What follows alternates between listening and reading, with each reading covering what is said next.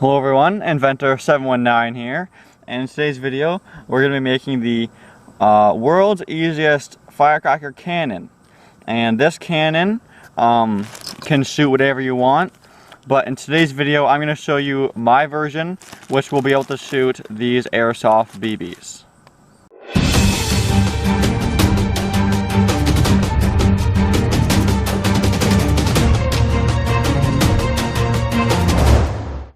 So for this video you will need used bullet casings, airsoft BBs, some alligator clips, a tube from a ballpoint pen, and lastly the firecrackers. And these are of course the ones I got from the UK, France to be specific.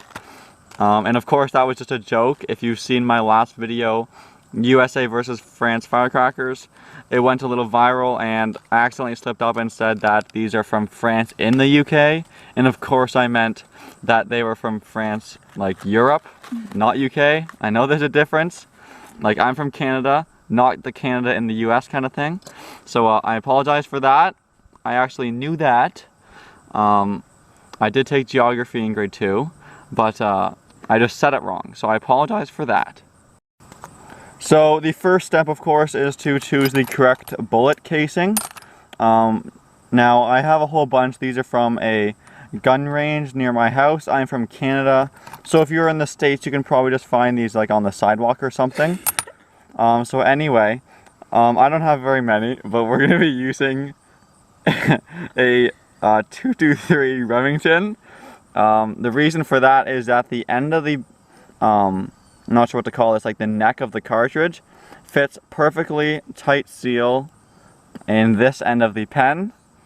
And like I said earlier, we're going to be using the 6mm, I believe they're 0.2 gram airsoft BBs. And if you didn't already know this from my previous videos, they fit perfectly in the barrel, or like the tube of a pen. And the 223 Remington, if you converted that to millimeters or whatever, it is less than 6 because it fits perfectly like that. So if you're using airsoft BBs, I recommend using a 223 size or modifying something bigger. Like, I think this is a 308, 30-06, something like that.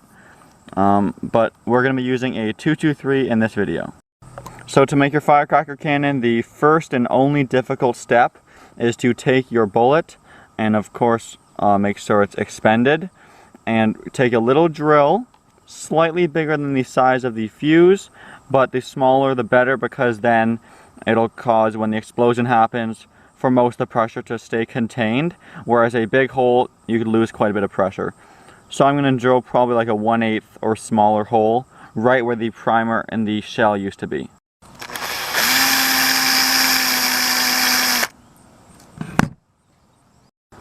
Alright, so for the assembly portion, really easy. What we're going to do is just put the pen tube on top of the bullet casing, and then I'm going to use the alligator clip to go over top like that, and then you can basically put it that way if you want straight, I guess.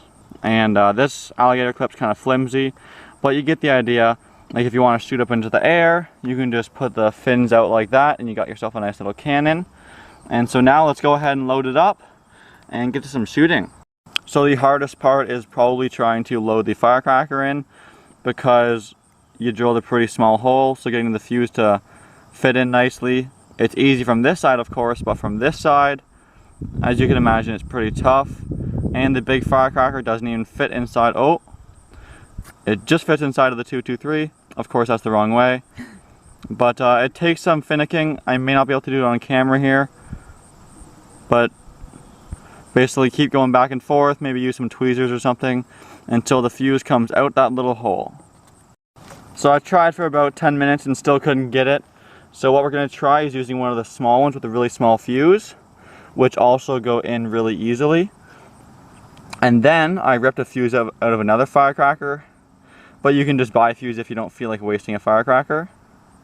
I'm probably going to trim it up a little bit too, but then I'm just going to shove it in there, and chances are that fuse will light the fuse in the inside on fire, and you got yourself a little cannon. Okay, so here's the testing. I actually managed to thread the firecracker all the way through.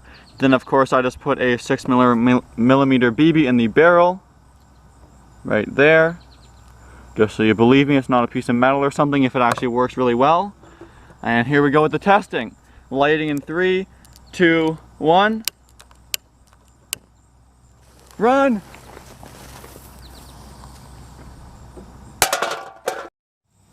Alright, so we just did our shooting test, and it went very successful. It went through both sides of the can. There's the entrance, there's the exit. I'm sure it could have gone through a lot more. It definitely would have pierced it even if it was carbonated and full and everything. It was pretty powerful. The only thing that happened was that the cartridge separated from the tube. This actually went flying backwards. So when building it, maybe just use a little bit of electrical or duct tape right there. And of course, this part fell over because I just had it set up like a tripod. If you wanted it to not fall over, maybe just like nail this into a piece of wood or something, make it a little sturdier. But I'm just trying to keep it simple if you want to keep it simple.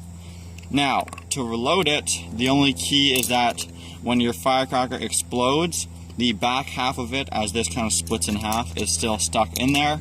And it's really hard to get out. So just a little trick is to use anything pokey. I have a mousetrap thing, doesn't matter though. So just put it in the back half of it and push. And it's in the top there, so with a bit of work, it'll be boring for me to show you on camera, but just keep poking it. I think something a little straighter, this has a bend in it, would work better. But yeah, you have to get the old cartridge out before you can put a new one in, and then reload, and you are ready to go. So thank you for watching the world's easiest firecracker cannon. I have another firecracker cannon on my channel, go check that video out. And as always, please like, comment, and subscribe. Thanks for watching.